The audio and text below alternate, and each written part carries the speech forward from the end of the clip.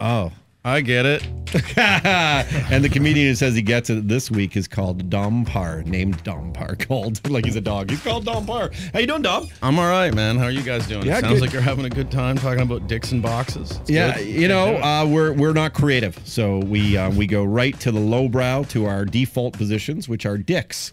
Yeah, that's pretty much half my act is dicks. Just talk about dicks, how balls look. Hey, Dom, you're from Ottawa, aren't you?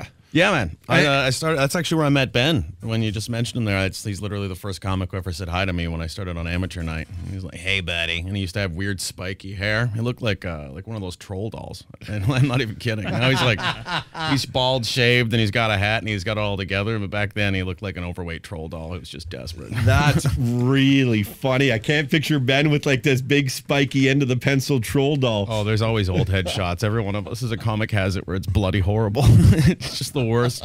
Hey, great. Ottawa is a home of some really good comedians. You think of obviously Tom Green. You think of Norm Macdonald. What is it in the Ottawa water that makes you guys so funny?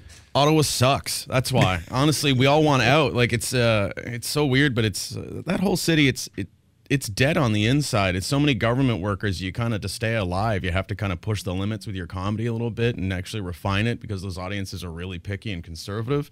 And then you eventually are like, okay, well, I can be funny here, and you got to leave because Ottawa's way too small. So like all these greats who come through it, they've all spent maybe 3 years in Ottawa before they're like, fuck this, I'm out. And you just leave, and then we become great, and then Ottawa's like, oh, we claim them. I'm like, you never liked us when we were here. Forget about it. Dom, you're on Twitter. Where can people find you? It's DPARE Twitter. Great. And where are you going to be playing recently where we can find you? Where am I going? I'm going to go to Mississauga first week of June, so you can check me out at Yuck Yucks in Mississauga. I'll be telling dick jokes. Very cool. And I should ask, you mentioned the Louis C.K.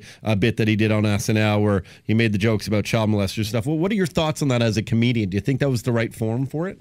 Yeah, I mean, there's nobody as a comedian who's going to be able to push it right now as far as he can, except for maybe Bill Burr, and he took a moment to actually do that. And everyone who talked about it being like, is this too far? Is this too much? And the other people being like, this is awesome. All you really did is cut it down the middle and go, this is your sense of humor, that's your sense of humor, but I'm totally catering to my core audience, which is fucking huge. So people who are getting angry, it's all they're trying to do is attach their own political issues and their own like personal viewpoints to what he's saying. This is one of those things where he'll be like, oh, he's mentioning pedophilia and how ridiculous it is, but at the same time commenting in a really, like, he pushes your boundaries when he's like saying like, oh, it must be this great. It's like Mounds bars. But there's some like housewife who will be like, that's the line and you crossed it. And then everyone else will be like, I cannot believe how funny that was. You went so over the line. And he's like, yeah, well, there's a line, but someone has to push it still, Otherwise this world gets really boring really fast. I wouldn't want to live by house mom standards for the rest of my life. So. Yeah, that's a good point. As a comedian, it wouldn't be very funny, but until the lights go off, then it gets fucking freaky for sure. Yeah. Hey, Dom Pare, thank you. Can you come back on the show again and maybe before a big show or something, then we can direct people there? Yeah, for sure. And I mean, if I want to promo anything, I'm nominated for the third time in a row as Now's Best Male Stand-Up Comedian for the city of Toronto. So, go vote for me there. I think it's on bestof.now.toronto.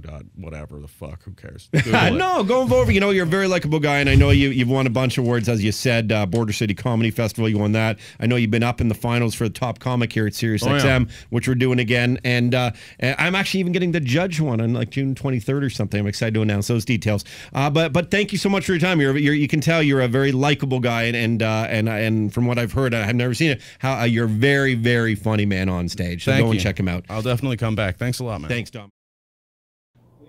Oh, hey, sorry, I was just counting to one. My name's Roddy. Make sure you subscribe to our YouTube channel, because it's so much fun. You'll have a great time there.